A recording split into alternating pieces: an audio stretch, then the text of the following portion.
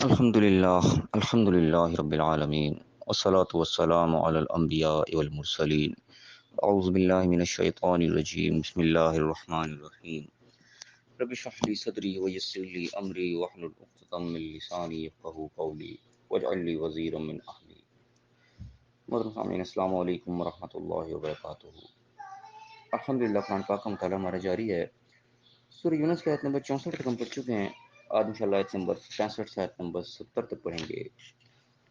اعوذ باللہ من الشیطان الرجیم. بسم اللہ الرحمن الرحیم.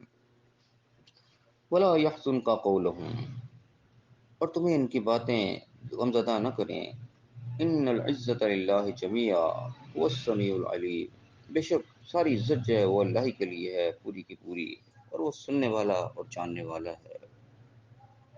اس آیت کے اندر اللہ تعالیٰ نے اپنے نبی کو، پیغمبر کو ایک حوصلہ دیا کہ لوگ جو ہیں یہ باتیں کرتے ہیں، مختلف قسم کی باتیں ظاہر لوگ کیا کرتے تھے، آج بھی لوگ کرتے ہیں. آج بھی اگر انسان اللہ کے راستے پہ چلنے کی کوشش کرے، لوگوں کو اللہ کے دین کی طرف بلانے کی کوشش کرے، تو اس کو باتیں سننی پڑتی ہیں، طرح طرح کی باتیں اپنوں سے بھی سننی پڑتی ہیں، غیروں سے بھی سننی پڑتی ہیں.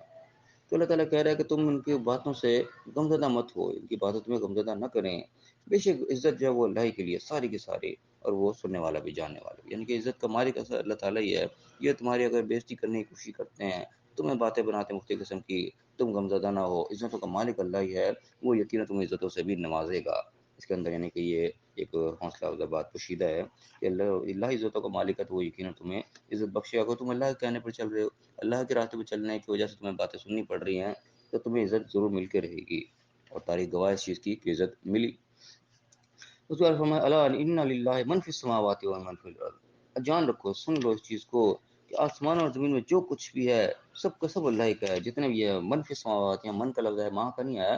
من یعنی کہ ذات جانداروں کے لیے استعمال ہوتا ہے کہ جتنے بھی یعنی کہ دنیا کے اندر موجود ہیں، جن کو بھی اللہ کے سوا پکارا جا رہا ہے، جو کچھ کیا جا رہا ہے، سب کے سب اللہ ہی کے ہیں اصل میں.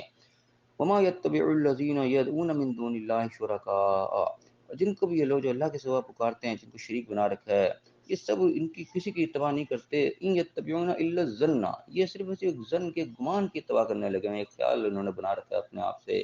وانهم الا يخرصون، یہ صرف اپنے اٹکل دوڑا رہے ہیں، اٹکل پچیوں میں لگے ہوئے ہیں، کوئی ان کے پاس ٹھوس دلیل کی چیز نہیں ہے.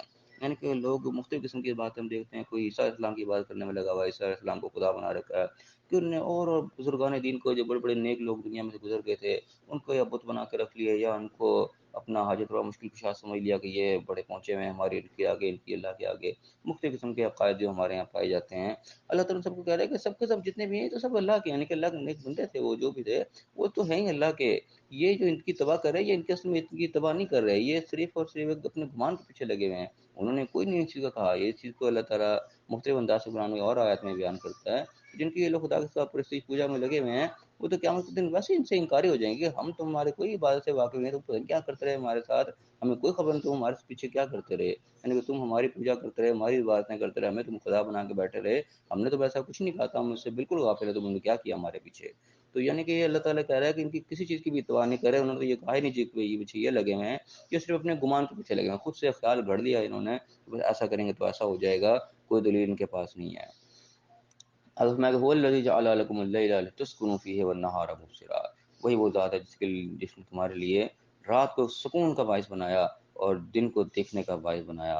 ان فی ذلک لآیات لقوم یسمعون، جو لوگ سننے والے ہیں ان کے لیے اس چیز کے اندر نشانیاں ہیں. یعنی اللہ نے دن اور رات دونوں الگ الگ چیزیں بتائیں، اور خاص طور پر یہاں پر رات کو سکون کا باعث اور دن کو دیکھنے کے لائق چیز بنایا.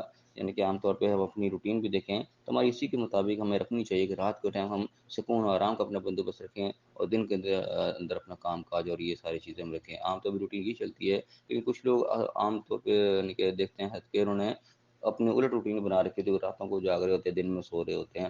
خام خواہ انہوں نے بعد میں یہ روٹین بنا رکھی ہے. تو یہ تو ہے نا، کوئی مجبوری ہے، کوئی ڈیوٹی ہے، کوئی ایسے لگی ہوئی ہے ڈیوٹی کے انسان کو رات کی ڈیوٹی دینی ہے، دن کو ظاہر وقت پہ آرام کرنا پڑے گا، وہ ایک الگ کیس ہے. کئی لوگ بلا وجہ ہی رات کو کام بھی نہیں ہوتا، خام خواہ انہوں نے شغل اپنا ایسا رکھا، بس ساری ساری رات جاگتے رہیں گے، بلا وجہ ہی دیکھتے رہیں گے، نہ موبائلوں میں لگے ہوئے تو ٹی وی میں رہتے ہیں، رات بھر جاگیں گے، جہاں صبح کا فجر کا ٹائم ہونے والا وہ تو پڑھ کے سو جائیں گے۔ تو یہ بلا وجہ کی الٹی روٹین انسان کو نہیں رکھنی چاہیے۔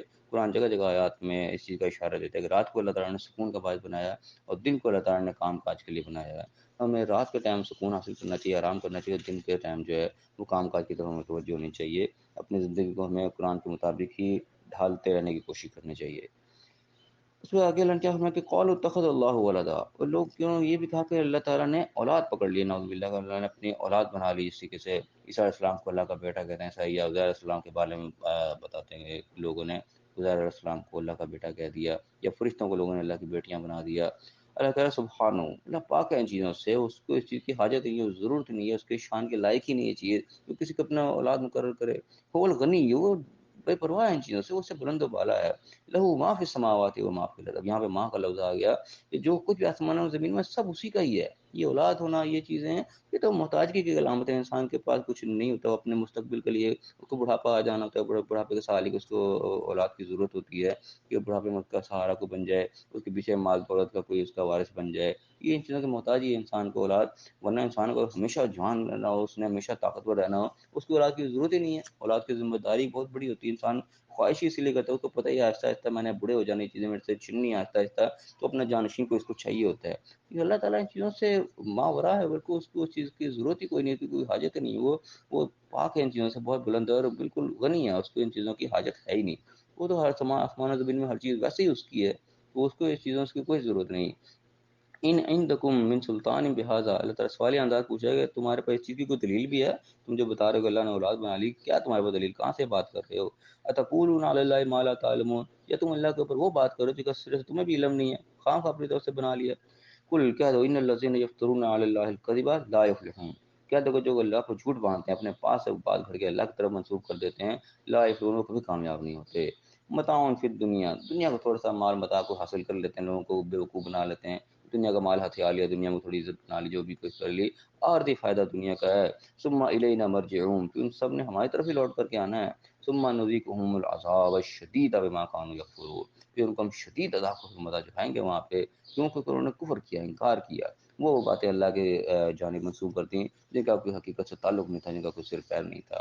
یہ جو کفر انہوں نے کیا، انکار کیا، اللہ تعالیٰ کہتا ہے اللہ کے بارے میں صرف حق بات کو اور کوئی ایسی بات مت کرو، لیکن انہوں نے اس بات کو انکار کر کے جھوٹ اللہ کی طرف منسوخ کرنا شروع کر دیا۔ اس کفر کے سبب پھر ان کو شدید ترین عذاب جو ہے وہ بھگتنا پڑے گا، دنیا کا عارضی فائدہ تو یہیں کہیں ختم ہو جائے گا۔ تو اللہ تعالیٰ ہمیں صحیح سمجھنے کی توفیق عطا فرمائے۔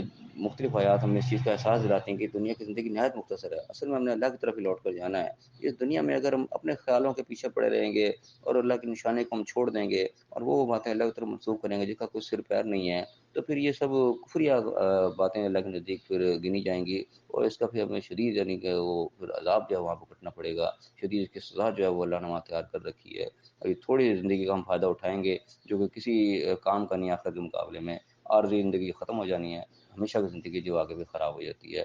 اللہ تعالیٰ میں سمجھنے کی توفیق عطا فرمائے، جو مہلت اللہ نے ہمیں دی ہے اس کو ہمیں اللہ کے احکام کے مطابق گزارنے کی توفیق عطا فرمائے اور دنیا اور آخرت دونوں جگہ کامیاب فرمائے، آمین۔ وآخر دعوانا الحمد للہ۔